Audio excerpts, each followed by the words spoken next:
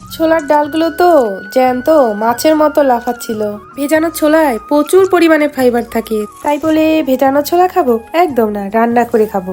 আমার কিন্তু খুব খারাপ একটা এডিকশন আছে, কাঁচা চাল দেখলে আমার খেতে ইচ্ছে করে। চালগুলো এখন ভিজিয়ে রাখবো, যাই এক কাপ চা খাই। বিয়ের এত বছর পরে এসে মনে হচ্ছে কফির তিক্ততা নয়, আমাদের সম্পর্কটা এক কাপ চায়ের মতো মিষ্টি হয়ে উঠছে আর গরম ধোয়ার মতো স্মৃতিগুলো ছড়িয়ে যাচ্ছে হৃদয়ের গহীনে। আমার ময়না পাখিটারে বললাম, মা একটু ভিডিওটা করে দে।